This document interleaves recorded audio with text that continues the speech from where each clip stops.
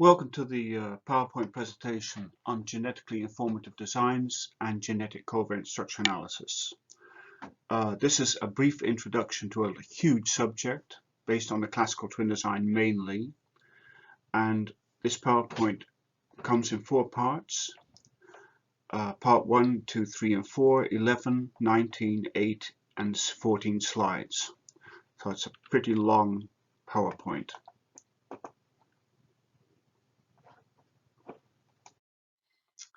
Okay, let's start with part 1. Part 1 serves as an introduction to the concept of a covariance structure, and it is based on the linear regression model. So I'm going to use the linear regression model as is used in fact in genome-wide association study to introduce the idea of a genetic covariance structure.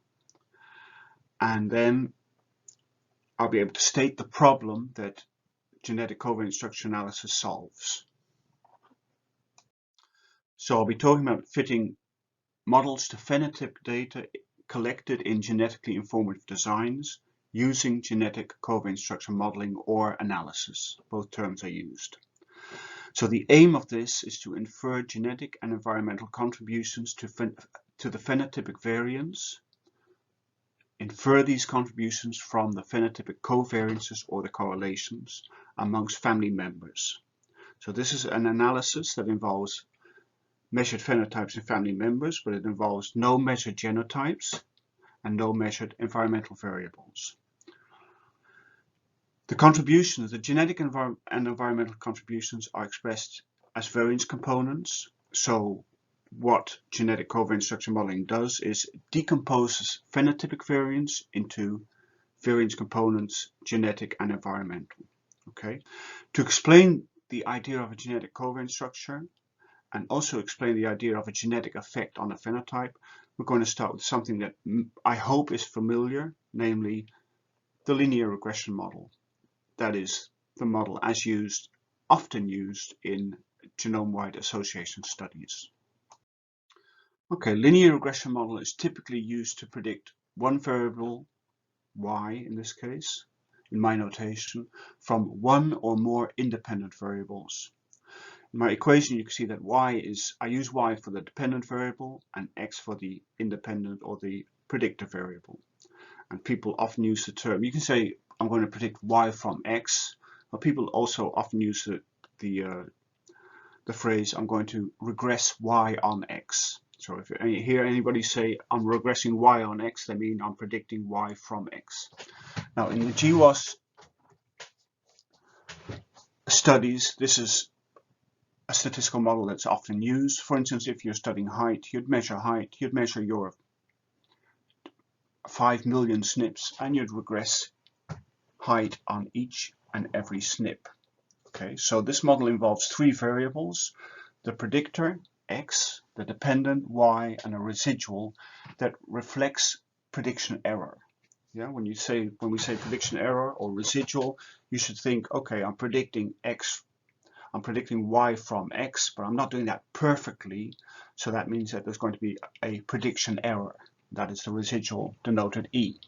The model includes 2 parameters, the B0 and the B1, the intercept and the slope.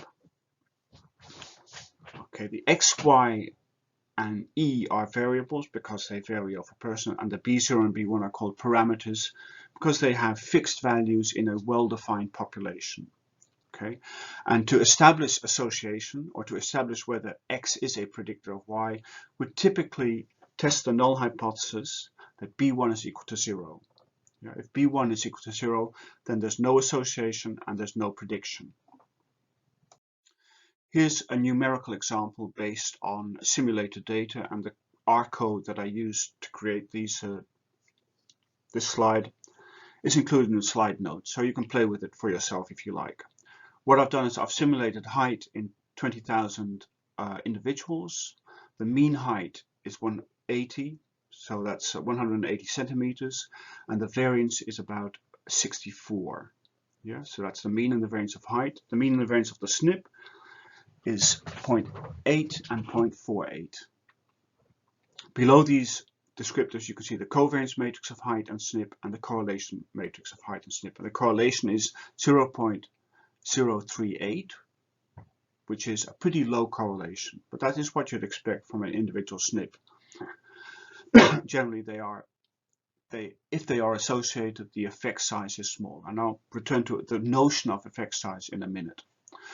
Okay, in the figure you can see the histogram of height, the histogram of the SNP, and you can see at the bottom the scatter plot, including the regression line, and bottom right the isolated regression line. You can see that it's an increasing line indicating that the B1 parameter is greater than 0. Now there's one important detail, and that is the SNP has two alleles, because SNPs are diallelic, and I'm calling the alleles large a and small a.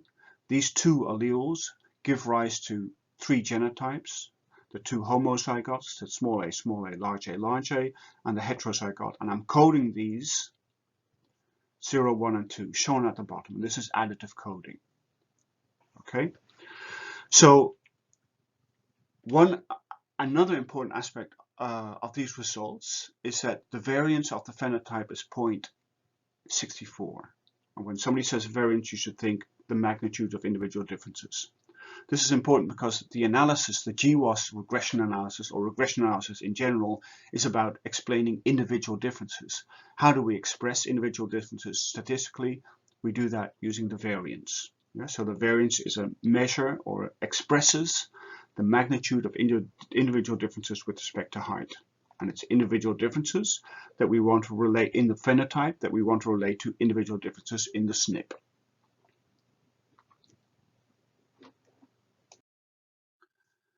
Okay, so here are the results of carrying out the linear regression model, regressing height simulated data on the SNP simulated data. And the parameter of interest here is the B1, because the B1 is the subject of our null hypothesis. If B1 is equal to 0, we'd conclude that there is no association or no prediction. Okay, so the null hypothesis is B1 is 0 versus the alternative B1 is not equal to 0. Now, if I adopt an alpha of 0.01, then my test of the null hypothesis tells me that we should reject the null hypothesis. So we conclude that B1 is not equal to 0.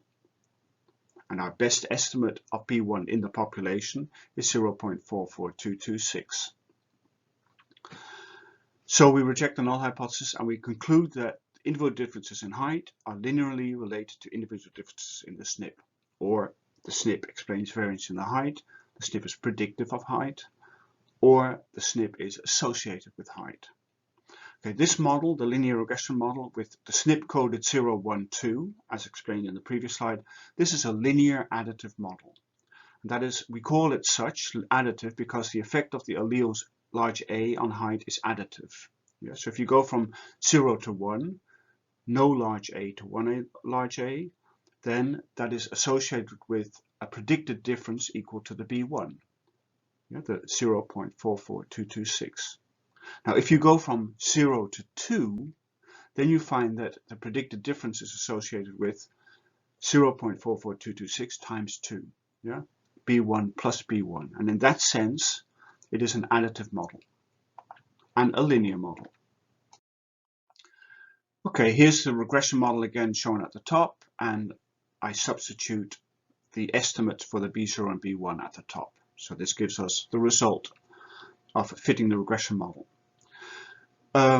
We know from this, given the additive coding of the SNP 0, 1, 2, expressing the number of large A alleles, this is a linear additive model, and the variance explained, the variance of height explained by the SNP, is called additive genetic variance. Okay, so this SNP explains a proportional variance, which is equal to about 0.14%, and that variance is called additive genetic variance. Okay, so this regression model can be used for prediction, can be used to test association, but what the linear regression model also gives us is a covariance structure model. Yeah, so what it gives us is an account of the covariance between height and the SNP, and it provides us with a decomposition of the variance of height. And I want to consider that in more detail because this will show you or illustrate the fact that the linear statistical model is providing us or informing a covariance structure model. And this talk is about covariance structure modeling. So let's consider a covariance matrix as observed, shown on the top left. So these are the variances. Matrix includes the variance of height, the variance of the SNP, and the covariance between height and SNP. Okay, so that is the numerical result based on the simulated data. And then top right, we have the covariance matrix expressed in symbols. Yeah, so the variance of height is denoted S squared H. At the bottom, you can see the covariance matrix as informed by the linear regression model. So that implies that the linear regression model gives us a parameterization of the covariance matrix in terms of the parameters and the variances in the linear regression model. So the variance of height is expressed as B1 squared times the variance of the SNP plus a residual variance term. So that is the decomposition of the variance of height in terms of the linear regression model. We also see that the covariance between height and weight, according to the model, is equal to B1 times the variance of the SNP. Yeah, so this is telling us what the covariance is between height and SNP and what the variance is of height according to this model. So the model is giving us a covariance structure.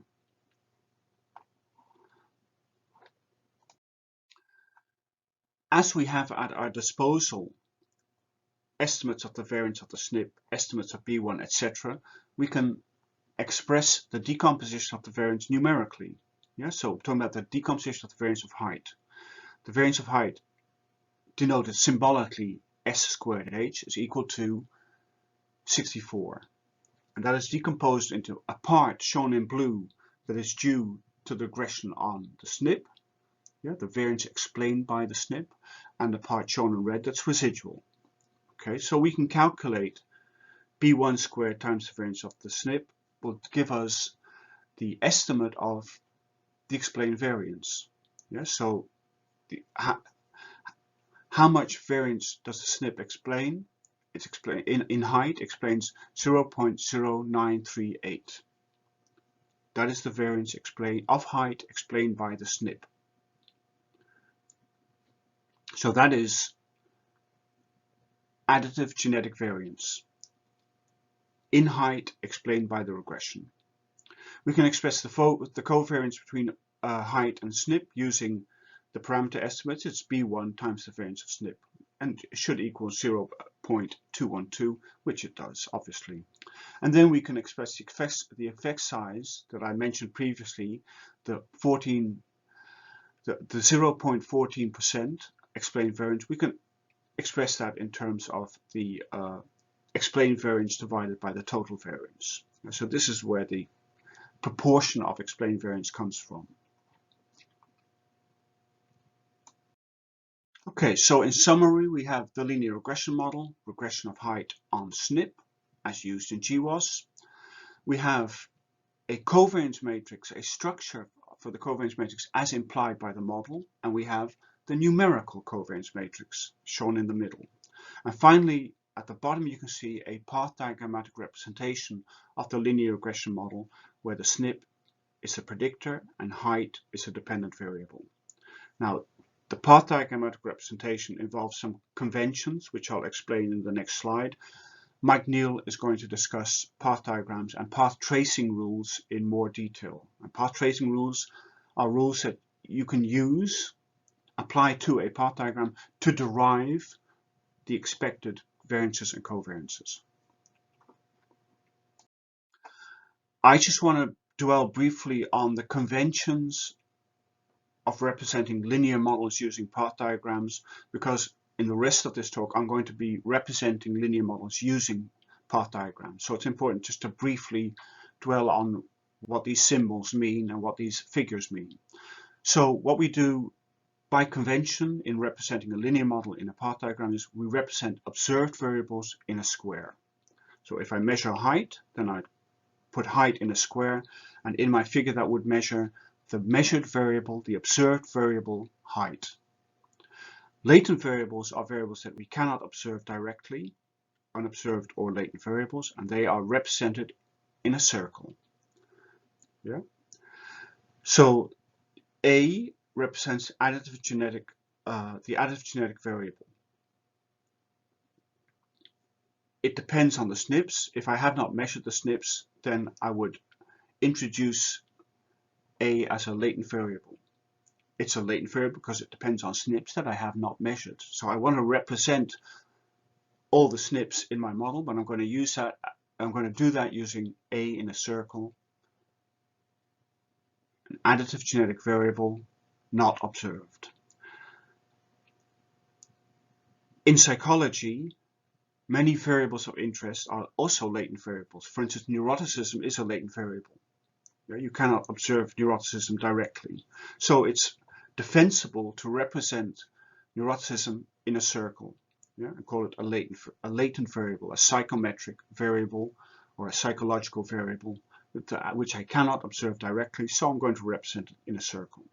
Now I could also represent neuroticism in a square, but then neuroticism would represent neuroticism as measured using a psychometric test. So I have observed test scores that represent or approximate the latent variable. But because they're observed, I would put them in a square. And I'd bear in mind that neuroticism in a square is the approximation to neuroticism in the circle. So they're not exactly the same. The neuroticism in the square is the approximation to. Okay, we're using single-headed arrows and double-headed arrows. The single-headed arrows denote an asymmetric relationship. X predicts Y. That is denoted with the single-headed arrow. And then we have double-headed arrows, which are used to denote covariance or correlation. So a double-headed arrow connecting X and Y denotes the covariance between X and Y, or the correlation. Often you'll see a double-headed arrow starting and ending in the same variable. That's shown at the bottom, and that is a way to denote the variance of the variable X. Okay, so we're going to be using these conventions in the rest of this talk. And again, Mike Neal will be returning to this in more detail, notably the path tracing rules. Okay, this is a complicated but important slide. First thing I want to do is I want to conduct a thought experiment. I want to suppose that height has genetic influences, subject to genetic influences, but the genetic influences are due to two genes represented by two SNPs, SNP1, SNP2. So that is it. This is not realistic because we all know that height is a highly polygenic phenotype which is subject to hundreds, if not thousands of SNPs. So the thought experiment is that we only have two SNPs in reality. So let's suppose we've measured the SNPs and we've measured height. We can carry out the regression analysis with the two SNPs as the predictors. So this is not regress height on one SNP, it's regress height on both SNPs at the same time. Okay, we have the path diagrammatic representation of the linear regression model shown on the left, and in that model you can see that the SNPs may be correlated. So the parameter S21, which is the covariance between SNP1 and SNP2, that parameter is not necessarily zero. It could be non-zero, meaning that the SNPs are correlated due to linkage disequilibrium. We can see that the B1 and the B2 are the regression coefficients. And we see that there's a residual called S squared large E. Okay, so that is the regression residual that represents the variance not explained by the measured SNPs. Okay, if we carry out the analysis, we're going to get two variance terms, one representing the variance explained by the two SNPs, shown at the bottom in blue and expressed in terms of the parameters of the model. And we have a second variance component, which is the environmental variance. Now I'm calling it environmental variance for a reason. I'm calling it environmental variance in this context because in our thought experiment there are only 2 SNPs relevant to height. We have them in our model. We're explaining the variance due to these SNPs. Or sorry, we're capturing or estimating the variance due to these SNPs. That is the additive genetic variance. Anything that's left in our thought experiment is going to be environmental variance. Okay, so that is the regression model. Now I want to represent this regression model using the path diagram shown on the right. Okay, and that path diagram includes A for additive genetic effects, and that is a genetic variable. What does that variable represent? It represents actually the polygenic score based on the SNPs shown at the top. So A is equal to B1 times SNP1 plus B2 times SNP2. Yeah, so that is the definition of A in the context of this thought experiment. Okay, so from the path diagram you can see that the A is predicting the H, and then there's a residual. And the variance of the A is equal to the variance explained by the 2 SNPs. Yeah, so this shows us explicitly what the A represents, and it shows us explicitly what the variance of A represents. Okay, so this is important to understand, because in the subsequent slides I'll be talking about additive genetic variance, representing it using large A in a circle as a latent variable. Yeah, so it's important. This slide is telling you what A actually represents in the case of 2 SNPs, but this generalizes to 1,000 SNPs. The only reason for me not to take 1,000 SNPs as my point of departure is that will result in a very, very complicated path diagram. Yeah, so that's why I'm just explaining this using 2 SNPs, but bear in mind there could be hundreds or thousands when we're talking about a polygenic trait such as height. Let's consider the situation in which there are M SNPs, and M's could be hundreds or thousands or more than 1,000. Yeah, so you can see 2 equations. One is the explicit linear regression equation, where we've measured all M genes and we carry out the regression analysis. Yeah, that is impossible because we do not know exactly what the 1,000 genes are that are relevant to height. Yeah, that's why GWAS studies are essentially exploratory. They're trying to find the genes that are relevant to height. So equation 1 is the theory, but it's not the practice. Equation 2 represents equation 1, but now we're representing the genetic effects gene 1 to GM using the large A to represent the additive genetic variables. Yeah, so B1 times G1 plus B2 times G2, etc. That is represented in equation 2 by the large A, uppercase A. And associated with this model, as shown in equation 2, we have the path diagrammatic representation, yeah, where we decompose the variance of height into 2 parts, the additive genetic variance and the environmental variance. Okay, now the problem with this is obviously that the A is a latent variable. We do not know exactly what genes are relevant to height. So this poses a problem. If you want to estimate the total additive genetic variance, that is the S squared A, how would you do that?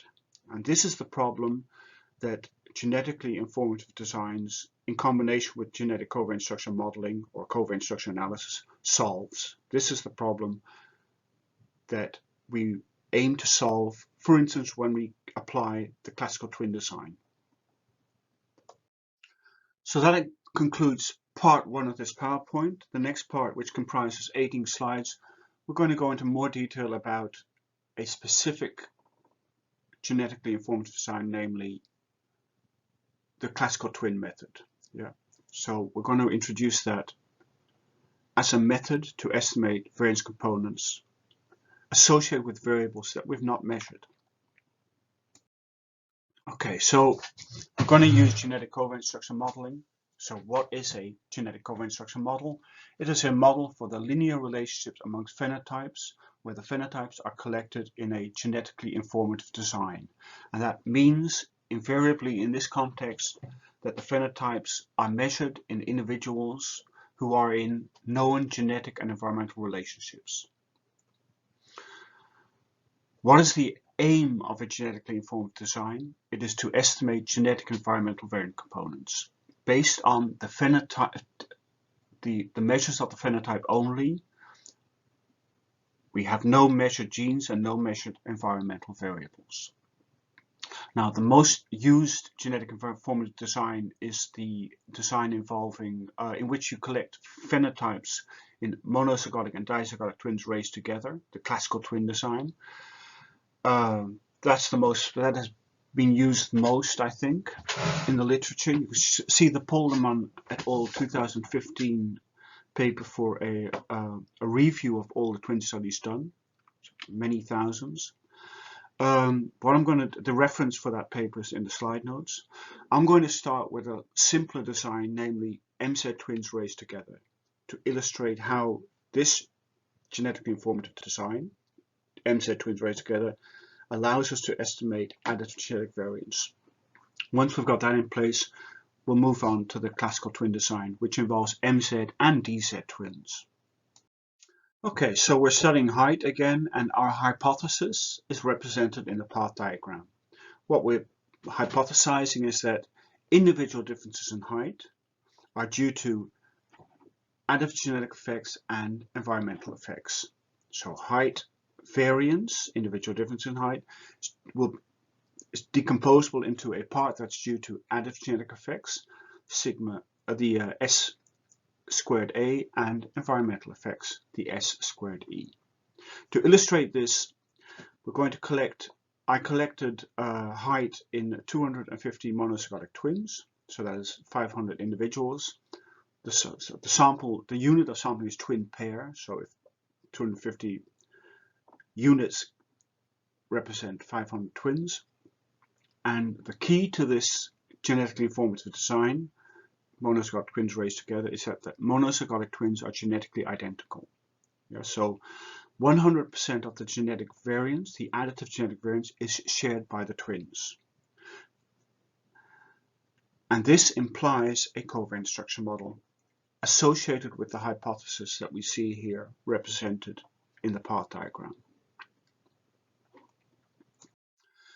Okay, so the data collected are actually simulated data, and the R code to reproduce this for yourself is included in the slide notes. So what are we assuming? We start out with our original hypothesis.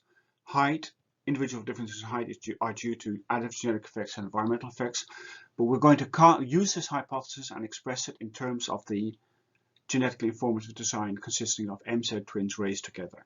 Okay, so that implies that we have to make a statement about what is the variance of height according to our hypothesis in the twin 1 members. That's simple. It's going to be equal to the additive genetic variance and the environmental variance. What is the variance of height in the twin 2 members? It's the same thing, yeah, because height in the twin 1 members and height in the twin 2 members characterized by individual differences. The individual differences are decomposed into additive genetic and environmental effects. That applies to the twin 1 members and the twin 2 members equally. Okay, so this gives us a model for the variances of twin 1 and twin 2. What about the covariance between twin 1 and twin 2? The covariance observed with respect to height. According to our model, according to our hypothesis, that covariance should equal the additive genetic variance because the MZ twins are identical. Okay, so we have our hypothesis about the variance of height, we have the genetically informative design, monozygotic twins raised together, and that gives rise to the observed data shown at the bottom. That's the covariance matrix in the 250 twin pairs. Yeah, remember the simulated data. You can see that the variance is about equal to 63, 64, and the covariance is about equal to 50.7. Okay, so that's the empirical side. That is the observed covariance matrix. But our genetically informative design gives us the expectation for the covariance matrix as expressed in terms of the variances associated with the latent variables. So that is the additive genetic variance and the unshared environmental variance. So now we have the covariance structure model and we have the observed data.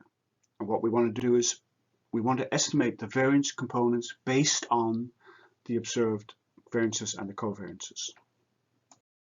So it's important to understand that we have our hypothesis of interest, denoted, shown here on the left. That is what we want to know. We want to know what the variance components are. The genetically informed design, MZ twins raised together, is associated with its own path diagram, shown on the right. And this path diagram represents the covariance structure, represents the model. This is a means, the design is a means to an end. What we want to know is the bit on the left. How are we going to obtain estimates? We're going to use the genetic covariance model, associated with this genetically informed design. So the design is a means to an end. That's what I'm trying to say. So in essence, we have observed covariance matrix on the left and expected on the right, and the expected includes the unknown parameters, the variance terms that we want to estimate. And from this you can see directly a genetically informative design in action, because this shows us directly that a sensible estimate of the additive genetic effects would be the covariance between twin 1 and twin 2. So we can conclude that based on this design with its assumptions that I'll return to in a second, we would conclude that the additive genetic variance is equal to 50.782. Okay. We also note that the variances twin 1 and twin 2 are a sum of the additive genetic variance and the environmental variance. So based on that information, once we have the estimate of the additive genetic variance in place, we can solve for the environmental variance. That's shown in the slide at the bottom. We get two estimates of the environmental variance, one based on the MZ1 variance, the other one based on the MZ2 variance, and a basic thing to do would be to take these two estimates, 13.11 and 13.37, and to average them, and that would give us an estimate of the environmental variance of about 13.24. Okay, so this is the genetically informed design in action to estimate variance components. Now the way we do it here, just equating the covariance with the additive genetic variance, etc. That's not the way it works in practice. In practice, we use maximum likelihood estimation, and that is a subject that Mike Neal will discuss. So in summary, we have discussed a genetically informed design based on MZ twins raised together.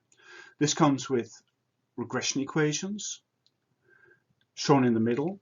It comes with graphically with a path model shown on the left, and it comes with an expected covariance structure or covariance matrix shown on the right. Okay, so this summarizes the design, and in the previous slide we saw it in action. We saw that this design with its assumption allows us to estimate the additive genetic variance and the environmental variance, but we do this with certain assumptions, and this one important assumption concerns the environment. So what have we assumed concerning the environment? Well, if you look at the covariance between twin 1 and twin 2 according to the model, that covariance should equal the additive genetic variance. So we're assuming that the environment is not contributing to the covariance between twin 1 and twin 2. So that's a strong assumption. We're saying there are environmental influences on height in monozygotic twins that were raised together or who are living together in the same household, but in that household there are no environmental influences that are contributing to their resemblance in height, to their covariance in height. That is a strong assumption. Okay, what we're going to do is we're going to add the dizygotic twins to this design, giving us MZ twins, one or more phenotypes measured in monozygotic twins and dizygotic twins who are raised or have been raised together in the same household. Okay, and that is the classical twin design. I'm going to represent that in a path diagram just considering A and E, where the E are unshared environmental effects. So at this stage, I'm not yet introducing the shared environmental effects. I'm assuming that they're absent, as I did when I discussed the monozygotic twins raised together design. Okay, so if you take a look at the three path diagrams shown on this slide, the one on the left is the path diagram associated with the AE model in monozygotic twins. Now I can express that as shown, but I can also express that using two A's, one for twin 1 and one for twin 2. And that is typically the way this model will be represented in the literature. So it's important to understand that the path diagram on the left and the path diagram in the middle are actually identical models. They imply the same covariance structure shown at the bottom left. Yeah, so these two are identical. Shown on the right is the same model, the AE model, but now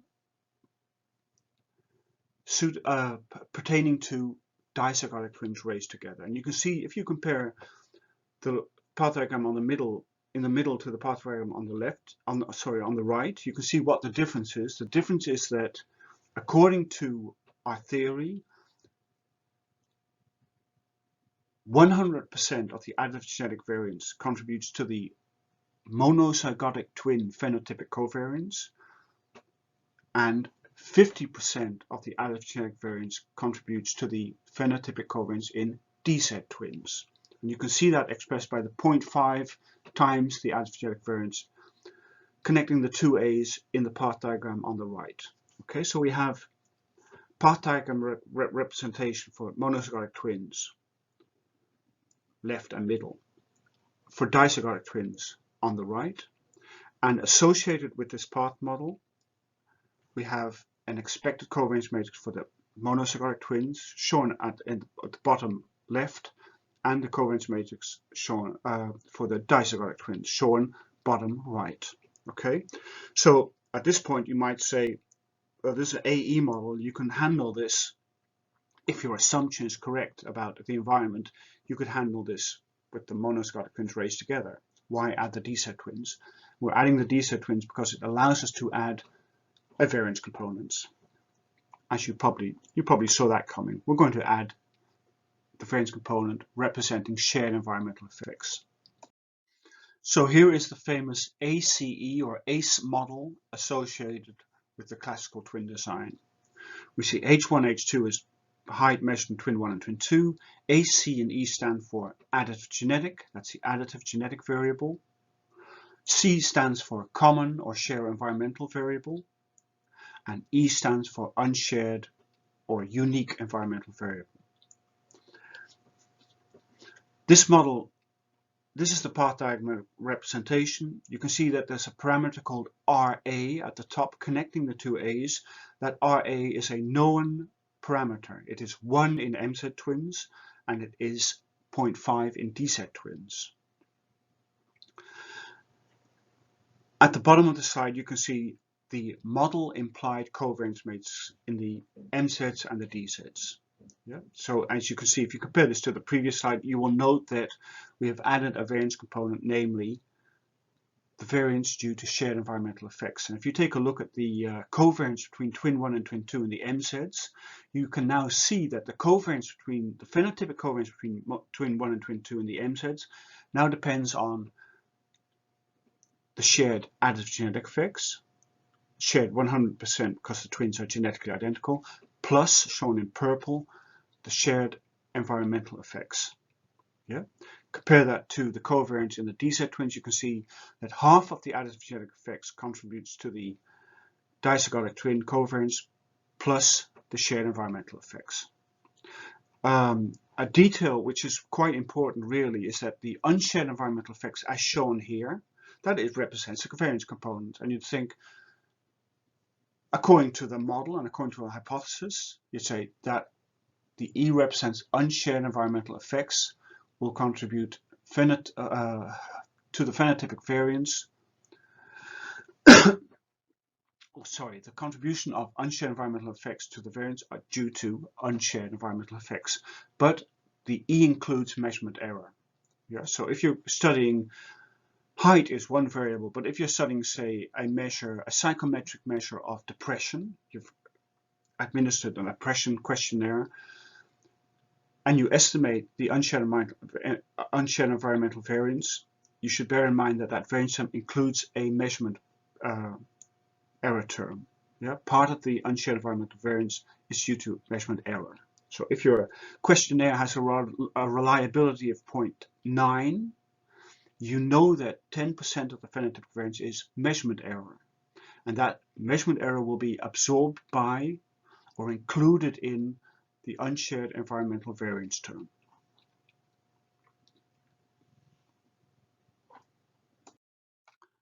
A second way we can extend the AE model is by including dominance variance instead of shared environmental variance.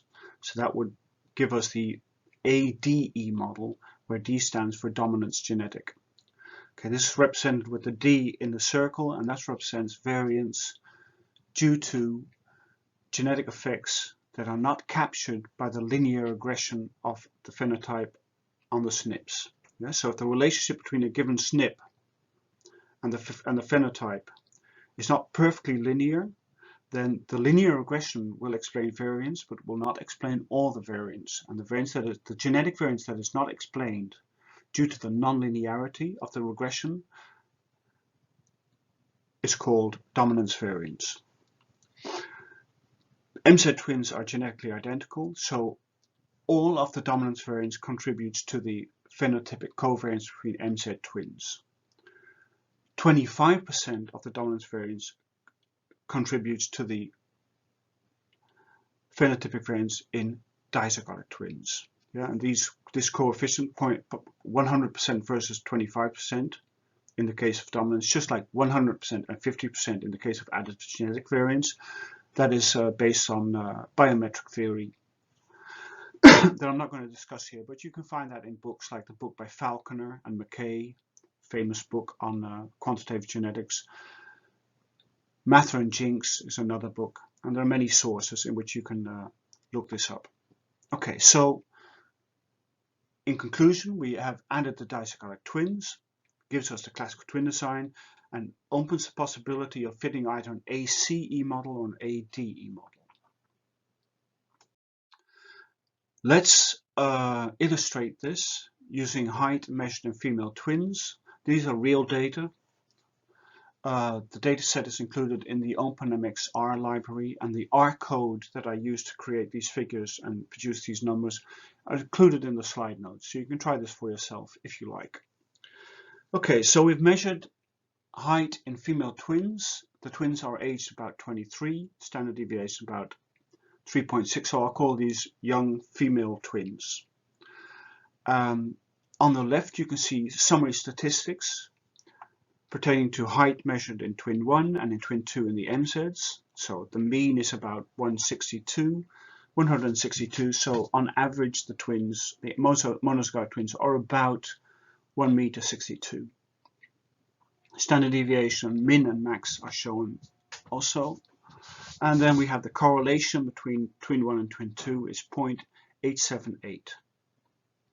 So the correlation between height measured in twin 1, monozygotic twin, twin 2, monozygotic twin, is about 0.87.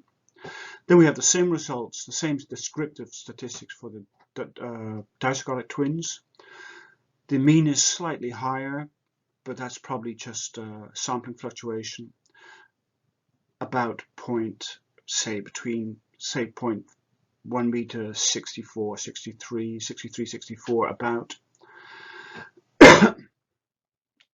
And the dizygotic female twin correlation is about 0.439.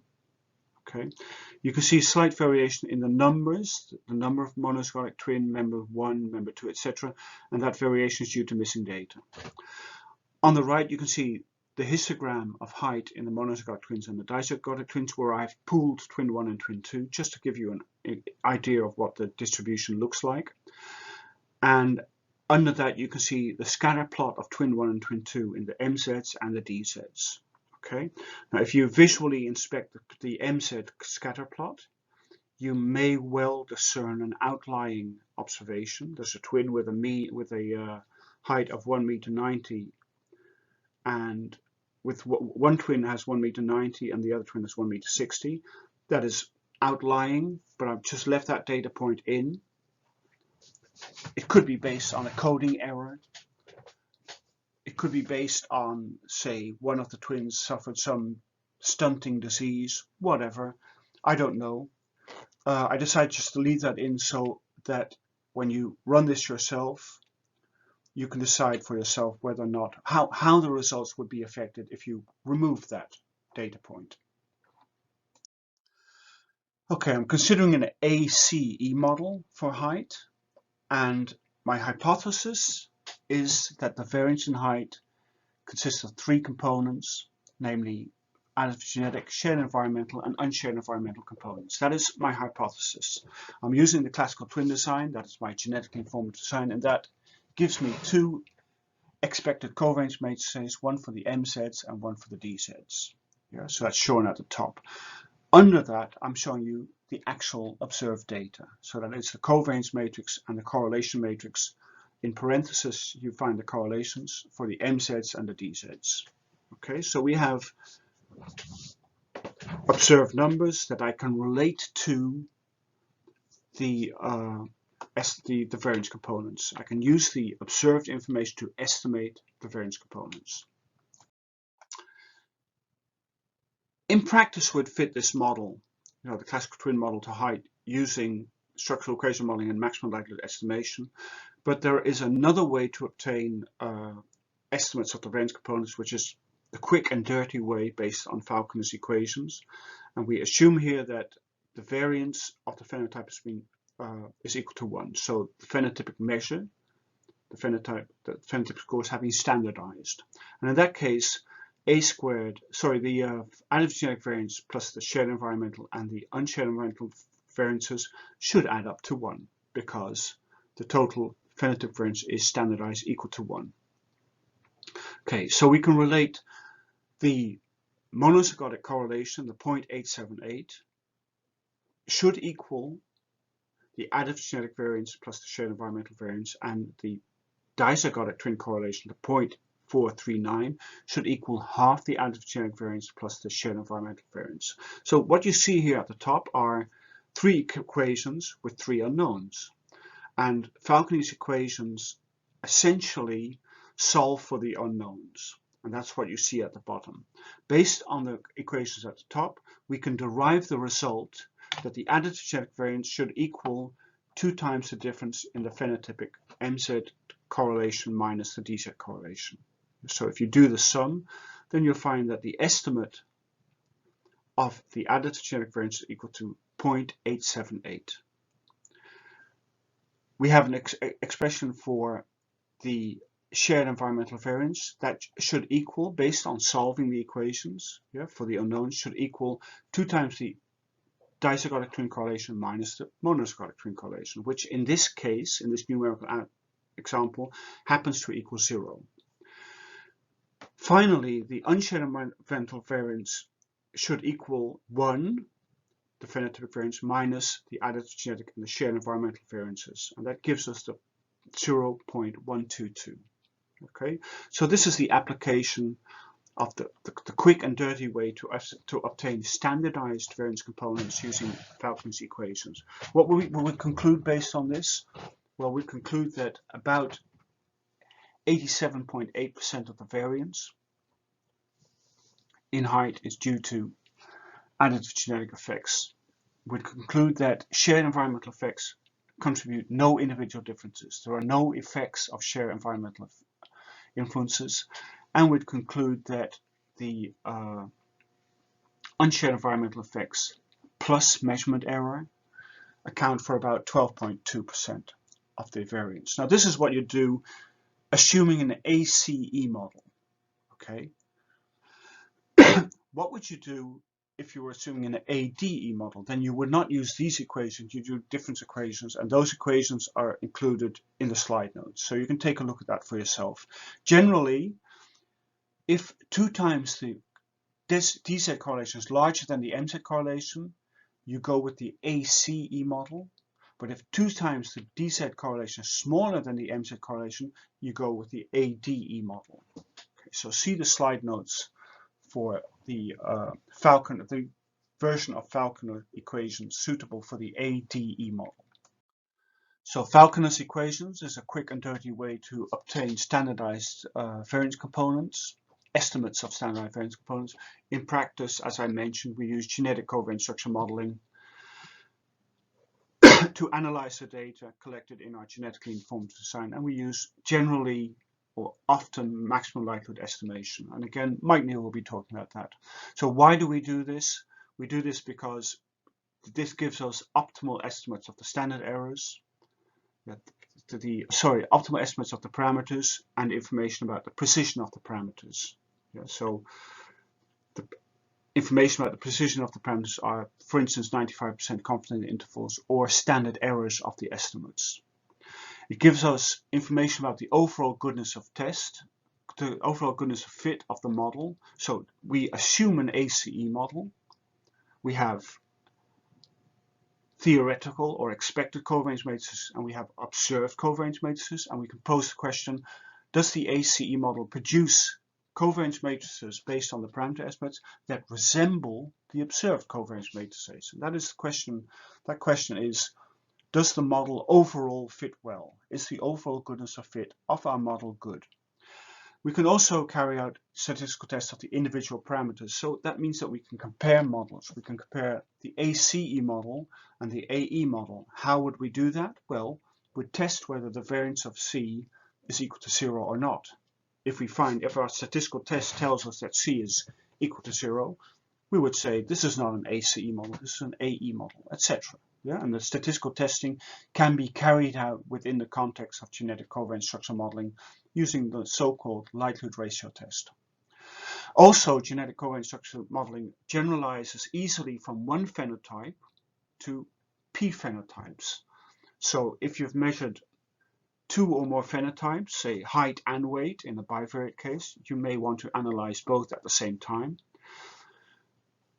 That is easy to do, or relatively simple to do, using genetic covariance structure modeling. So it generalizes to the multivariate case. It accommodates missing data very easily. That is excellent because most datasets include missing data.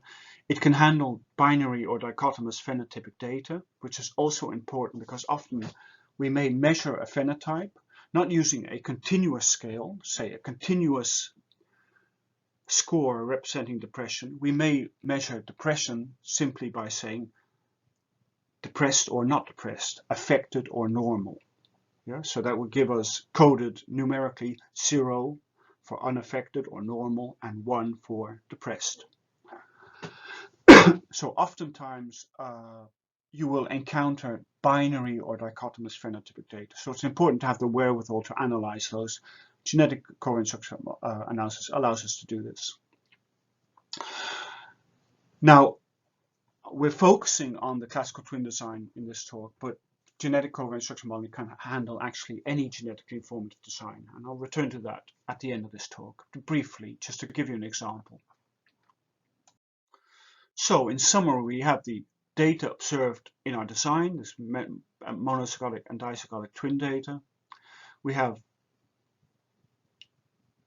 a data summary of the linear relationship, the covariance matrices, and the 4 means. There's 4 means because there's twin 1, twin 2 MZ, twin 1, twin 2 DZ. It gives us 4 means. We have a linear model for the data, which we can represent as a path model. And the linear model implies expected covariance matrices or expected covariance structures. The covariance matrices or the covariance structures are expressed as in terms of unknown to be estimated parameters and known parameters.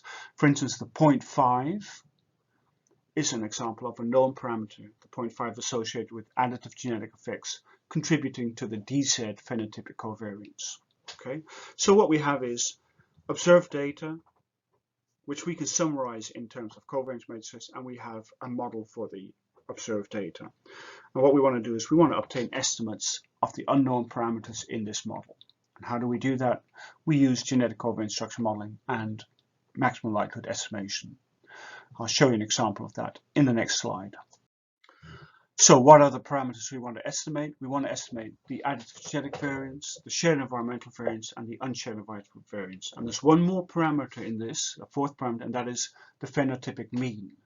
because I assume that twin 1 MZ, twin 2 MZ, twin 1 DZ, and twin 2 DZ are all representative of the same population of interest, say young adult females. Yeah, so it follows from that I do not expect the means in MZ1 to differ from the mean in MZ2.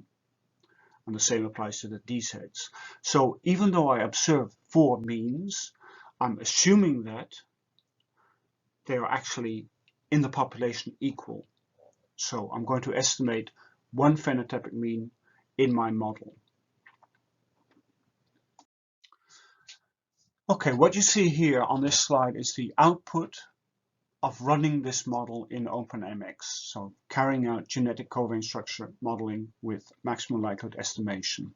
And I've color-coded the parameters. At the top you can see the 4 parameters. The mean is about 163. The additive genetic variance is about 41.1, and the unshared environmental variance is about equal to 5.4. Okay, so those are our estimates of the mean, additive genetic, and unshared environmental effects. The shared environmental variance is equal to minus 1.09. And that seems strange, and is strange because a variance term should be positive, and yet the program is returning a negative estimate of the shared environmental variance. So what does that mean? That means that presumably in the population, the shared environmental variance is a very small number. Yeah, so there's very little shared environmental variance. In a given sample, you're estimating it, but because it's very small in the population, it could be 0 in the population. In fact, what you're getting back is an estimate that varies about the value of 0. Yeah, so in this case, we find that it's minus 1.09, which is not possible because it's a variance term, and variance is positive by definition. But this is highly instructive because it's telling us that the variance term is probably 0. Okay, so what we can do is to investigate this is within genetic covariance structure modeling, we can fix a variance term to 0. So we fix the shared environmental variance to 0 and we rerun the model. And those results are shown at the bottom. So we go from 4 parameters to 3 parameters. We still have the mean, we still have the additive genetic variance and the unshared environmental variance. Okay.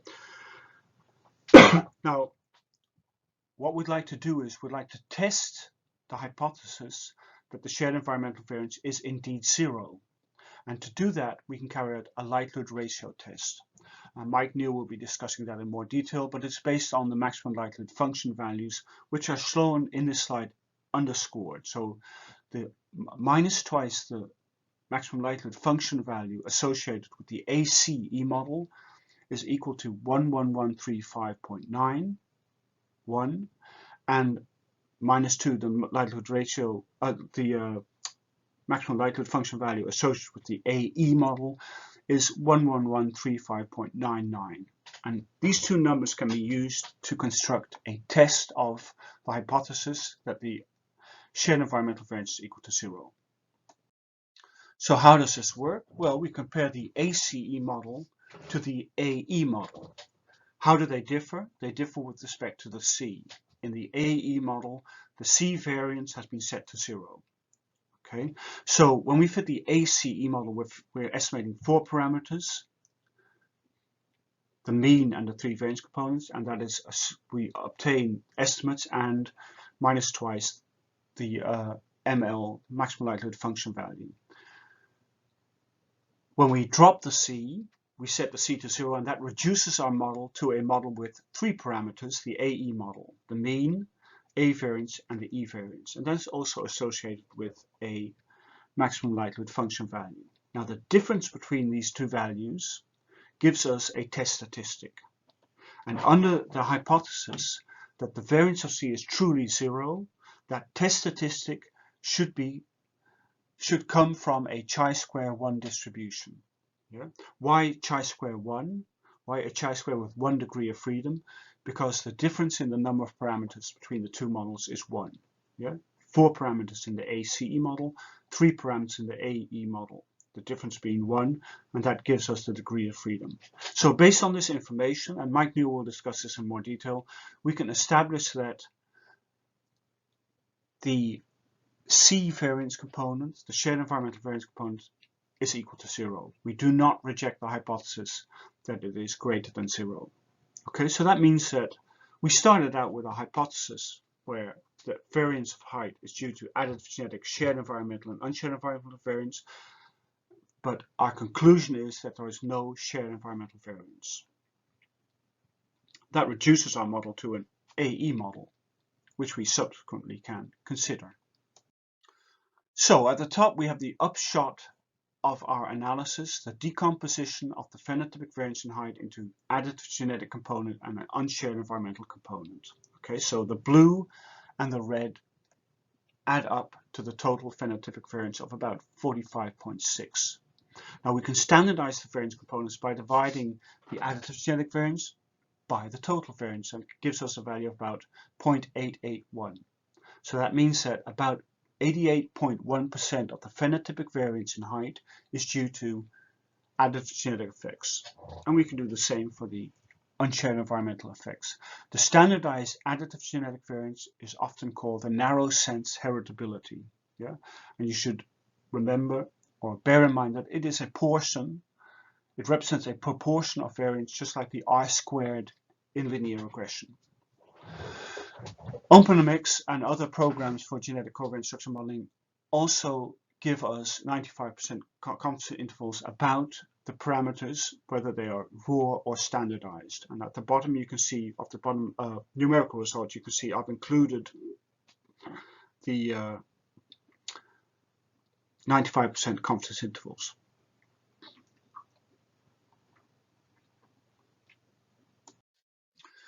Okay, that was the second part of this PowerPoint presentation. The third part is a generalization of the classical twin design, the application of the classical twin design from one phenotype to P phenotypes.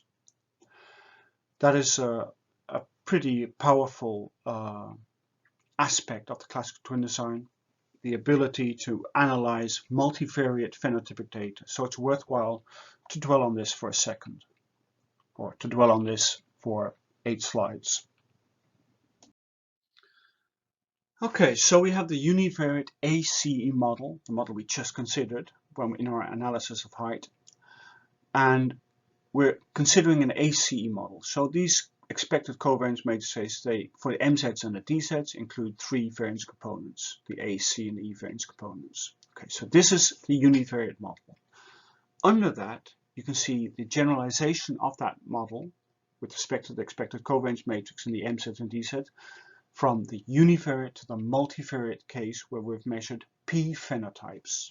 Okay, and if you inspect the results at the bottom, you can see it's almost exactly the same.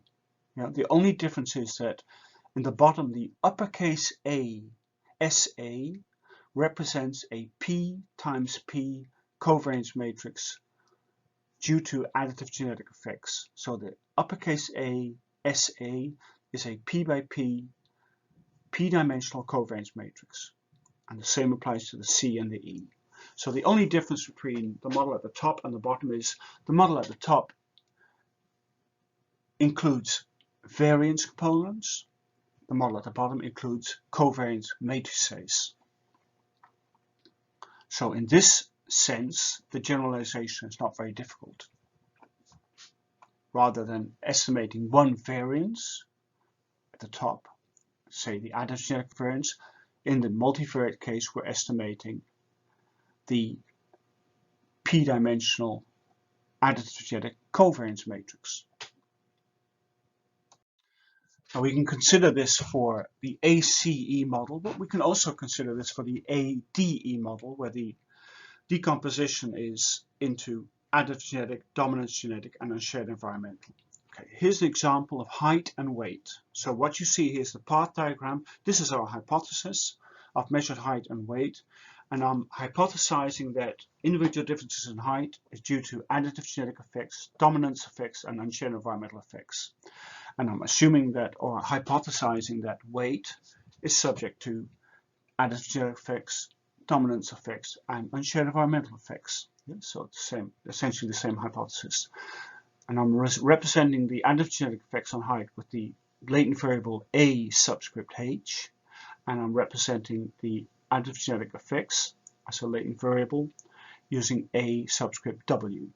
Okay, and I'm connecting these two with a double-headed arrow, meaning that there could be a covariance between the genetic effects on height and the genetic effects on weight. Okay? So that would represent SNPs that are contributing to individual differences in height and individual differences in weight. Okay, the same applies to the latent variable D, H and DW and EH and EW. Now it's important to consider, just dwell briefly on the unshared environmental effects. It's important to understand that the path diagram you see here is not the path diagram for twin 1 and twin 2. This path diagram represents the model for height and weight in my well-defined population. So this could be twin 1 members or twin 2 members, but it's not twin 1 and twin 2, because that would be a more complicated path diagram. That would involve height and weight for twin 1 and twin 2. This is just focusing on the hypothesis. Okay, now take a look at the unshared environmental effects. Okay, they're contributing to height, and they could be contributing to weight. But the unshared environmental effects on height could be correlated with the unshared environmental effects on weight. Yeah, so it's important to emphasize that the unshared environmental effects can be shared by phenotype 1 and phenotype 2, height and weight, but these effects are not shared by twin 1 and twin 2. So when we say unshared environmental effects, we mean unshared by family members, but possibly shared by the phenotypes we've measured. Yeah? So the phenotypes we've measured, height and weight, may well be correlated in the population, and a part of that correlation could be due to unshared environmental effects relevant to height that are correlated with unshared environmental effects relevant to weight. Okay, so unshared environmental effects shared by height and weight, but not shared by twin 1 and twin 2 members. Okay, so when we say unshared environmental effects, we're talking about unshared by family members, but possibly shared by the phenotypes we've measured. Okay, so this is a bivariate model, and at the bottom of the slide you can see the phenotypic covariance matrix, the additive genetic covariance matrix, the dominance covariance matrix, and the unshared environmental covariance matrix, 2 by 2. So each contain 3 parameters: variance of height, variance of weight, and the covariance expressed phenotypically, expressed in terms of the additive genetic effects, the dominance effects, and the unshared environmental effects. Okay, here's the numerical example based on real data. Again, the R script that I used to produce these data is included in the slide notes, so you should be able to reconstruct these results for yourself. Take a look at the R code. What we have here is the phenotypic covariance matrix in the MZs and the DZs. Shown in red is the covariance matrix of height and weight in the twin 1 members and the twin 2 members, in the MZs and the DZs. Shown in green is the covariance of height and weight in twin 1 and height and weight in twin 2. And I've included the correlations in these covariance matrices in parentheses. So you can see that, for instance, the monozygotic twin correlation for weight is about 0.83, 0.839. The dizygotic twin correlation for weight is about 0.337. Okay, so this shows you the data summarized in 2 covariance matrices, one for the MZs and DZs, and including in parentheses the correlations. To the right, we can see the covariance matrix as expected based on our ADE model. Okay, so what we're going to do is we're going to try and estimate. We're going to use OpenMX to estimate the parameters in uppercase SA, uppercase ST, and uppercase SE. Yeah, and those parameters, 3 parameters for each variance components, as shown in the previous slide. Okay, so this is again in the path diagram represents our hypothesis. At the bottom you can see the decomposition of the phenotypic covariance matrix into the A, D, and E components. If you carry out this analysis in OpenMX, and again the code is included in the side notes, you'll find that the likelihood ratio test of D tells us that D is not necessary. We can drop the influences of D from this model, meaning that we can reduce the model from an ADE model, the hypothesis, to, based on the results, an AE model. So in the next slide, I'm going to show you results, the decomposition explicitly in terms of the parameters, but I'm going to limit it to an AE model because our statistical test of D tells us that we do not need the D effects. There are no D effects on height and weight. Okay, so that is the upshot of the statistical testing procedure. So here are the results. At the top you can see the expected covariance matrix, phenotypic, the A and the E covariance matrix, and under that these matrices with the numerical values. So this is a bivariate twin model. All the way at the right you can see the path diagrammatic representation of the model with the estimates of the parameters, that is the genetic and the environmental variances and covariance. Okay. Based on this model, we can answer a couple of questions. We can ask, what is the contribution of A and E to the phenotypic variance in height? Based on the results, we can answer that question readily. About 88.1% of the variance in height is due to additive genetic effects. Okay, and we can pose the same question with respect to weight. We can ask, for instance, how much do unshare environmental effects contribute to phenotypic variance in weight? And the answer is 15.2%. And a powerful aspect of this model is that we can also address the decomposition of the phenotypic covariance between height and weight. We know that the covariance is equal to 27.829, as shown on this slide. So that is the covariance, and that covariance has been decomposed into an additive genetic part and an unshared environmental part. So we can ask, what is the contribution of additive genetic effects to the covariance between height and weight? And the answer is about 95.4% of the covariance is due to genetic effects. So genes are mainly driving the phenotypic covariance between height and weight. Okay, so that illustrates the p-variate twin model based on the classical twin design, where p equaled 2. Yeah, there were 2 phenotypes, height and weight. This comes with, depending on whether you're entertaining the hypothesis of an ACE or AED or ADE model, comes with the decomposition of the phenotypic P by P covariance matrix into genetic and environmental P by P p-dimensional covariance matrices due to ACE or ADE. Okay, now in practice we can estimate the SA, SC, and SE. I'm considering the ACE model for convenience. So ACE model, 3 covariance matrices, p-dimensional, SA, SC, and SE. Okay. In practice, we can estimate these. I've just demonstrated that, yeah, in the bivariate model.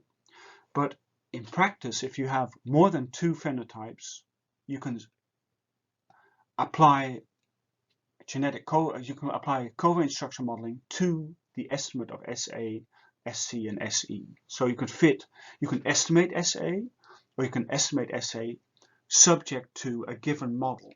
So you're introducing a model for the additive genetic effects, or the shared environmental effects, or the unshared environmental effects. And I just want to illustrate that briefly here in a few slides, I think 3 slides, because there's going to be another talk in which this will be discussed in a lot more detail. So this is an introduction to that.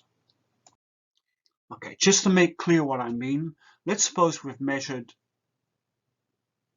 anxiety, depression introversion, and withdrawnness. Those are our four phenotypes, and I measured them in MZ and DZ twins, so classical twin design allows me to estimate the additive genetic covariance matrix underlying the phenotypic covariance matrix. Yeah? And that model is shown, or the additive genetic part of that model is shown in the part diagram on the left. So the SA is a 4x4 covariance matrix with 10 parameters. That is 4 variances and 6 covariances.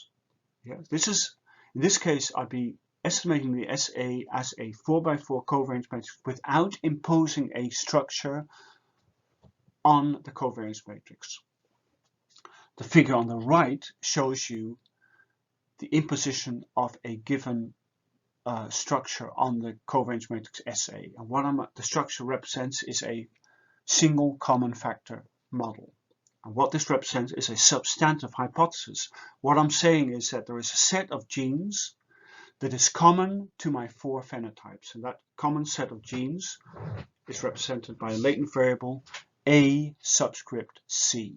And the C here stands for common genetic effects. And you can see that those common genetic effects have an effect on A, anxiety, depression, introversion, and withdrawnness. So the AC SNPs are a source of variance in each phenotype, but it also, because they're shared by all 4, a source of covariance. In addition, I'm assuming that each phenotype has its own unique set of genes represented by at the bottom by the AA, AD, AI, and AW. These genes are a source of phenotypic variance, but not a source of phenotypic covariance, because these sets of SNPs are unique to each phenotype. Okay, so this shows you in a part diagram representation the additive genetic covariance matrix as a 4x4 covariance matrix, and a model that I might impose upon the covariance matrix to test the hypothesis that there is a single set of genes that is common to all 4 phenotypes. Okay, this is the final slide in this third part of this talk. And what we see here is the upshot of the application of the classical twin design to a 4-variate phenotype. Okay, what is the phenotype? It is full-scale IQ measured at age 5, 7, 10, and 12. So that gives us 4 phenotypes measured in the twins. And this paper is by Michael Bartels, and they carried out genetic covariance structure modeling based on the ACE model. They estimated the A, C, and E covariance matrix, and then they considered models for these A, C, and E covariance matrices, and they ended up with the model as shown here. So what you see is that there is a single set of a single set of genes that are relevant to IQ at age 5, 7, 10, and 12. So these genes contribute to the variance in IQ at age 5, 7, 10, 12, and they contribute to the covariance between IQ at age 5, 7, 10, and 12. Okay, so that is the A part of this model. If you take a look at the E part, that is the unshared environmental covariance matrix, that turned out to be a diagonal matrix. That is, it included variance, unshared environmental variance terms, but no unshared environmental covariance terms. Yeah? So you can see there's no E that is common to IQ at more than one age point. So E, unshared environmental effect, is a source of individual differences at each time point, but there are no unshared environmental effects that are common to IQ at all 4 time points. So E is a source of variance, but it is not a source of covariance. So that's complete opposite of the genetic effects in this model.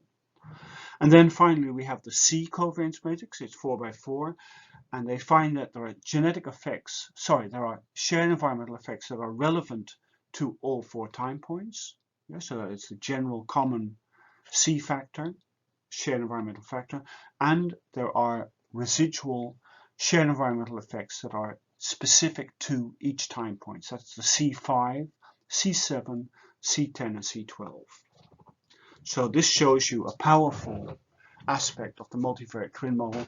It tells us how genetic and environmental effects contribute to the variance at each time point, or the variance of each phenotype, and the covariance amongst the phenotypes, in this case, the repeated measures of IQ at age 5, 7, 10, and 12. Most of the twin studies you will find in the literature are multivariate, so it's important to have an idea of what a multivariate twin model actually represents and what question it answers. Okay, so that is the introduction to the classical twin design applied to univariate or multivariate data. Okay, the classical twin design is a genetically informed design. It allows us to estimate genetic and environmental variance terms, or covariance matrices. It's based on a number of assumptions, and I'm not going to discuss all of them. I'm going to discuss some important assumptions of the classical twin design. These are important to understand. What do these assumptions represent? Because some of these assumptions are also relevant to, say, GWAS results. Yeah, if we talk about the interaction between genetic and environmental effects, or the covariance between genetic and environmental effects, we're talking about phenomena that are relevant to the classical twin design, but may also be relevant to the results that you obtain with other methods, and more advanced methods such as GWAS or GCA or LD regression.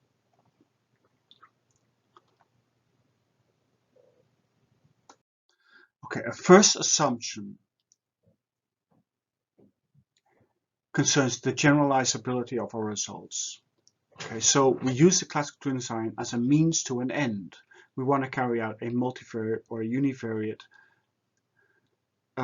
decomposition of variance in a given phenotype or phenotypes. Yeah, so let's suppose we're studying cognitive abilities in 12-year-olds. Yeah, that's what we're interested in. I'm not interested in twins actually, but I'm using twins, the twin design, as a means to an end. So if I want to base my statements based on the twin, if I want to make informed statements about 12-year-olds in general based on twin data, I have to ensure that the twins are representative of my target population. Yeah, so I measure cognitive ability in monozygotic and dizygotic 12-year-old twins, carry out the analysis. I generalize the results from my samples to the general population of 12-year-olds. That means that the 12-year-old twins should be, by assumption, representative of 12-year-old twins in general. So that's the issue of generalizability. Yeah, this is not actually an issue that is specific to the classical twin design. It's an issue that is relevant in all studies where you generalize results in a sample to the population. Okay, so in this case, our target population are 12-year-old twins, and we're making the assumption that 12-year-old, say, Dutch urban MZ twins are representative of 12-year-old Dutch urban children in general. Okay, and the same applies to the DZs. We're assuming that the 12-year-old Dutch urban DZ twins are representative of 12-year-old Dutch urban twins in general. Okay, so generalizability hinges on the assumption that our twin data, our twin samples are representative of the sample of interest. Now we can test this statistically, because if we know what the mean and the variances of our phenotype in the general population, or in a large sample representative of the general population, we can test whether the mean and the variance are in our sample of twins are the same. Yeah? So we can test whether the means and the variance in our sample are consistent with the means and the variances in the general population. But generalizability and representativeness is very important in the classical twin design, and generally important, I would say. In carrying out analysis based on the classical twin design, as discussed so far, we have assumed that mating is random. So the phenotype, if we're studying a given phenotype such as IQ, and we're using the classical twin design to carry out the decomposition of variance, we are assuming that the the parental correlation for IQ is 0.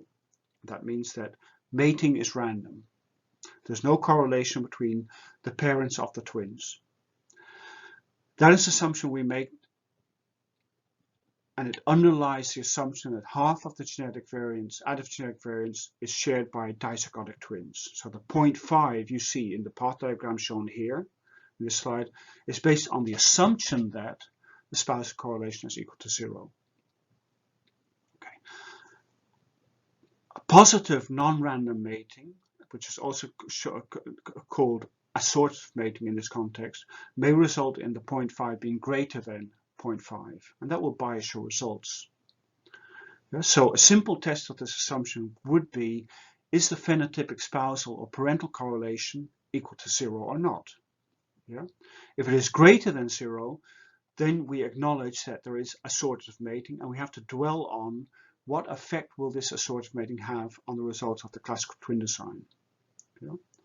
And to answer that question, what we actually need is an idea of what is causing the assortative mating. What is causing the spousal correlation or the parental correlation to be not 0, greater than 0? This is an issue because we know as a fact that there is assortative mating for height and there's assortative mating for IQ and other variables. Yeah? So once we carry out the classical twin design and we know that there's assortative mating, we know that our model is misspecified because the 0.5 is not equal to 0.5. This requires us either to extend the design to include the parents, that's my last slide for today, or we have to think about how will our results be biased by the presence of assortative mating.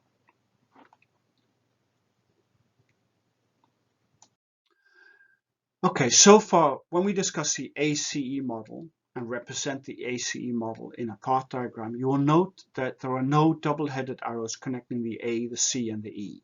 Yeah?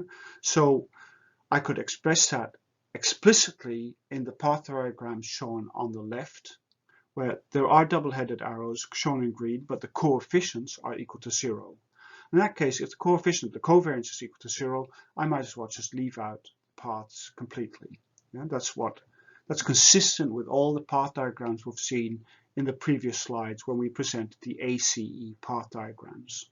Okay, so that is a strong assumption. We're assuming that there's no covariance between, say, additive genetic variable and the shared environmental variable.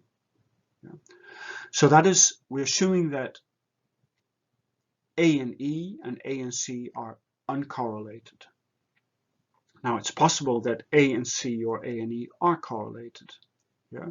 So if you're studying a phenotype, let's say IQ, and you say, well, maybe there's a correlation between the additive genetic effects or the additive genetic variable and the shared environmental variable. They may be correlated. Then you have to think about, okay, so what am I going to do about this, and how will that non-zero covariance between A and C affect my results? Yeah.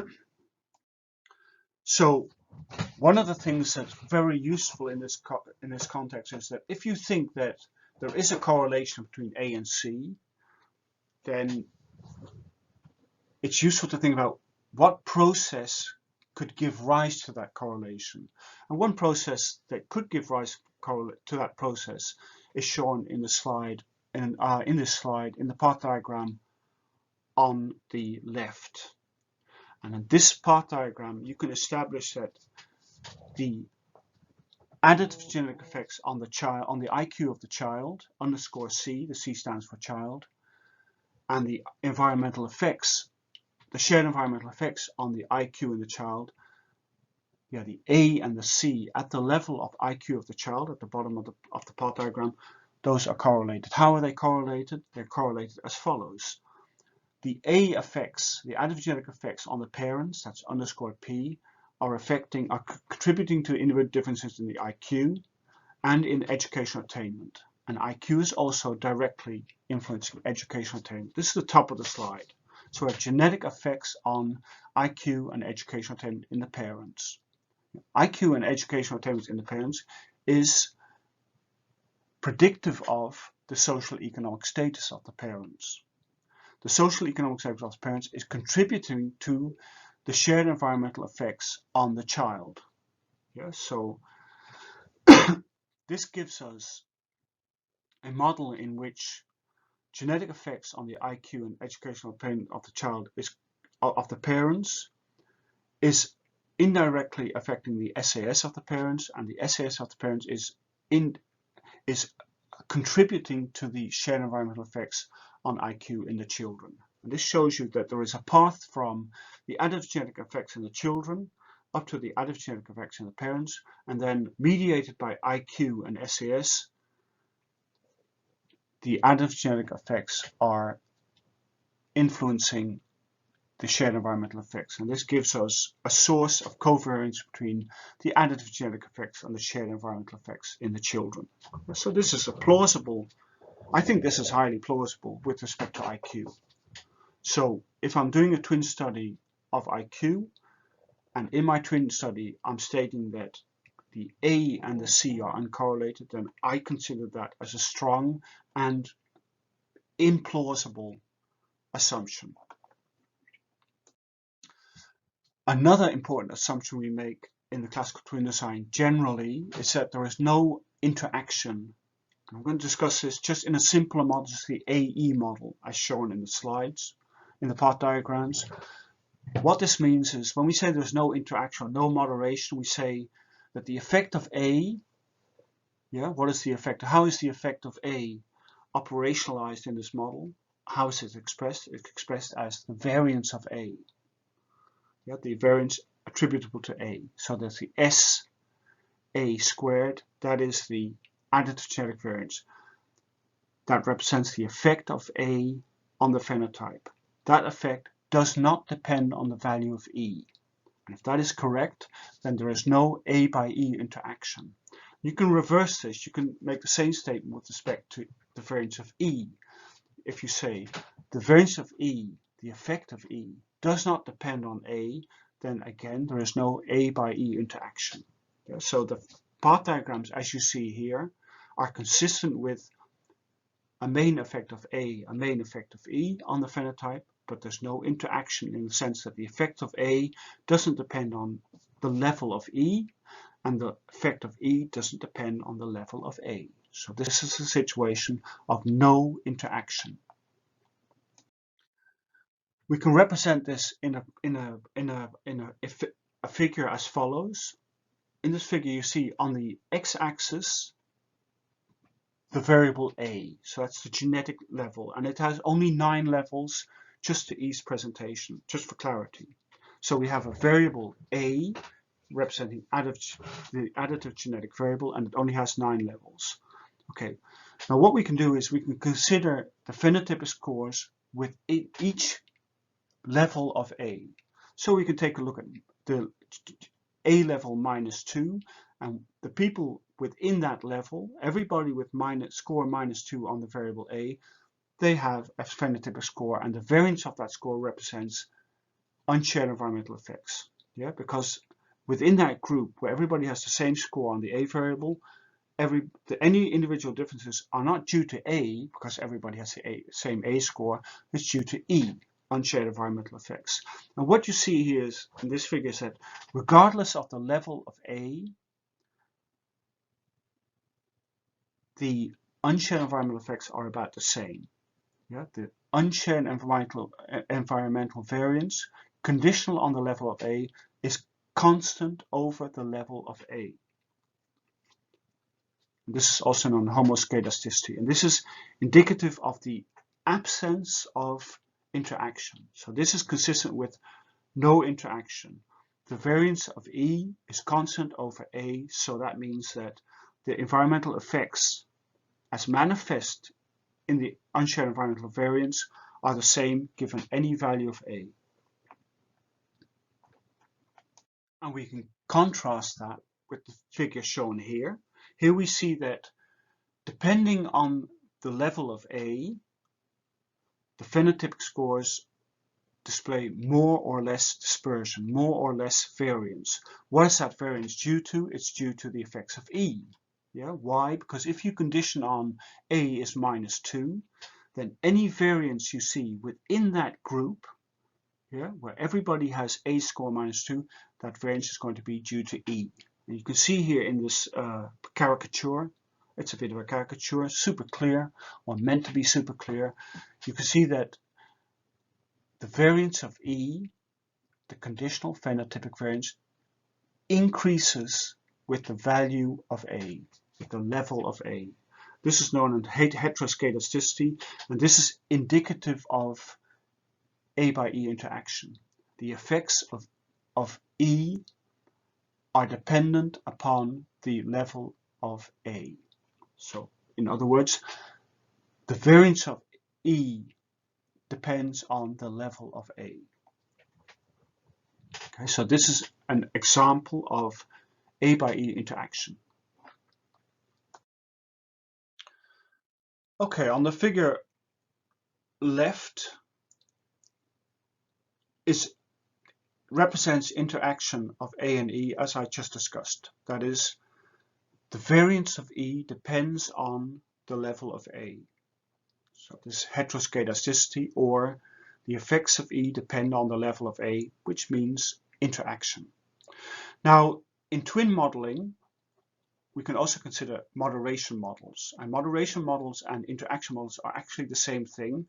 I use the term interaction to refer to interaction between A and E or A and C. Yeah, so that is pertaining to interaction amongst the A, C, and E within the model. A moderation model is almost the same thing, except I'm considering moderation of A, C, and E by a second measured variable. Okay, and that is expressed in the figure on the right. So what we have is we've measured a moderator, let's say age, and I've measured IQ. Yes, so I have twins that differ with respect to age, and based on the twin data, I can carry out a twin analysis, estimate the A, C, and E variance components. But in a moderator model, I'm allowing the variance components to be dependent upon age. So what I'm saying in effect is that the effect of A, or rather the variance of A, the effect of additive genetic effects on IQ, depend on age. Yeah, so in this case, if the moderator is age, and it's coded standardized, so it runs from -4 to +3 in this case. If I estimate the A and I find that the A increases with the level of A, I will say that A is a moderator of the additive genetic effects, because the magnitude of the additive genetic effects depend on the age of the twins. And the same applies to the C and the E. And this kind of model, the moderator model, where you've measured the phenotype and you've measured the moderator, this is the kind of model that you can readily fit using OpenMX. And there's an important paper that was devoted to this model, and the reference is shown at the bottom, Purcell 2002, more or less launched this model. And if you look up the literature, twin studies of moderation models, you'll find that this model has been applied very many times. I'll just give you one example to illustrate this. Tucker Drop and Tim Bates carried out a meta-analysis to investigate the moderating effect of age on ACE covariance components associated with the phenotype IQ. And the results are shown in the graph on the left. What we see is on the x-axis is age, expressed in years from 2 to 18, and on the y-axis you can see the variance. And we're looking at three variance terms, components, the A, red, shared environmental variance, green, and unshared, blue. And what we can see from this meta-analysis, based on a moderation model, does age moderate the effects of A, C, and E? We can see that with increasing age, C goes down, so the C variance goes down. C becomes less important. So age is moderating the effects of shared environmental effects. What about the additive genetic effects? They are increasing with age. So again, we have age moderates the effect of genes as children go older. genes become more important as a source of individual differences in IQ. Tucker-Drop and Bates also considered social economic status as a moderator. So I advise you to check out the publication if you want to see those results. So when you carry out a classical twin design, when you employ this genetic informative design, you've got to bear in mind that you're making assumptions. And if these assumptions are violated, you have to think, how will the results of my classical twin design be affected by a violation of an assumption? So if you take a look at here are the 4 assumptions relating to interaction and covariance. Okay, so let's take a look at the covariance between A and C. Let's suppose that A and C are actually correlated, so the correlation between A and C is not 0, and we're studying IQ. What will happen? Yeah, if we pretend that or assume that A and C are uncorrelated, what will happen in the classical twin design is that the C variance will be overestimated. Okay, so the C variance is an estimate. It represents a percentage of the variance in, say, IQ. If there is a covariance between A and C in the population, but we assume in our twin model that the AC covariance is 0, then we'll get an estimate of C that is overestimated relative to the true value in the population. Yeah, and you can see that the covariance between A and E will result in an overestimation of A variance. And the interaction between A and E will result in an overestimation of E variance. And the interaction between A and C will result in an overestimation of A variance. So while these may be strong assumptions, we understand in the classical twin design what their effect will be. So if you're studying a given phenotype and you find that there's a huge component of C variance, more than you had expected, then when you report your results, you say, well, this was based on the assumption that A and C were uncorrelated. Perhaps the large estimate of C variance is in part due to a covariance between A and C. And how plausible that is will depend on your the phenotype of interest.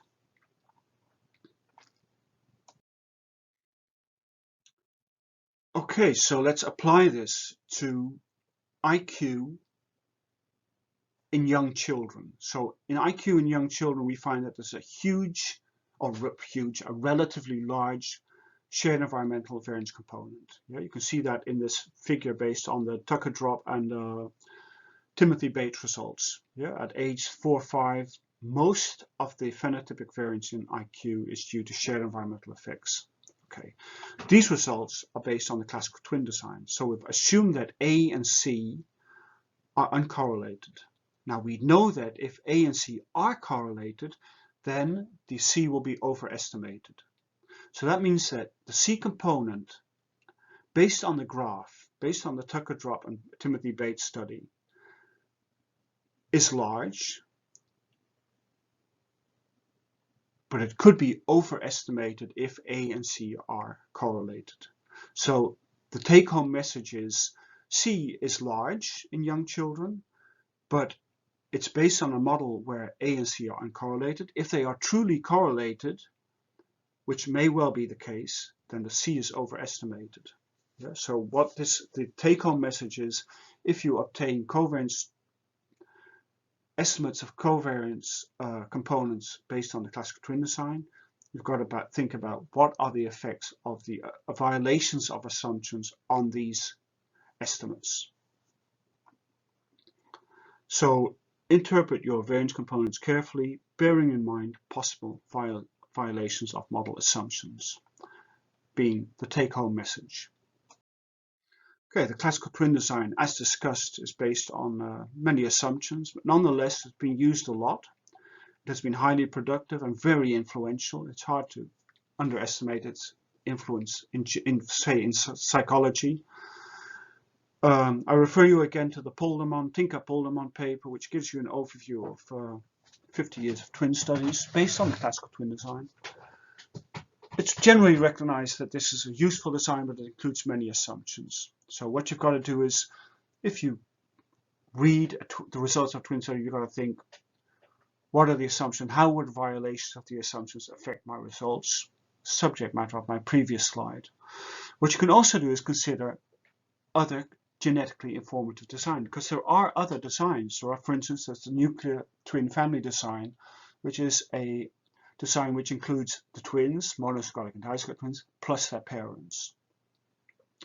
You can consider another genetically informed design is the children of twin designs, where you collect data in children where the parents are themselves twins. So it's monozygotic and dizygotic twins with children. And you can consider twins and their spouses designs. Yeah, and all these designs have been considered in the literature. And here are some, just a few references. The message is the classical twin design is one design. It is a design that comes with all kinds of assumptions. It is not the only design. There are many other genetically informative designs. This is the final slide, and it's just showing you the path diagram representation of the twins and family design, which I mentioned. It is an alternative genetically informed design, how it includes the parents of the twins in the model. And this allows you to estimate assortative mating and take into account the effects of assortative mating, and it allows you to, for instance, estimate the possibility that parents have a phenotypic influence on the children, so that's cultural transmission, and it allows you to estimate a covariance between A and C stemming from the cultural transmission. And I refer you to the Keller paper 2009 for a good tutorial discussion of this model. And I'm showing you this as the final slide just to emphasize that the classical twin design is one genetically informed design. It comes with assumptions. If you want to deal with the assumptions, consider other genetically informed designs. And this is a good example because it allows you to test assumptions that are not testable in a classical twin design.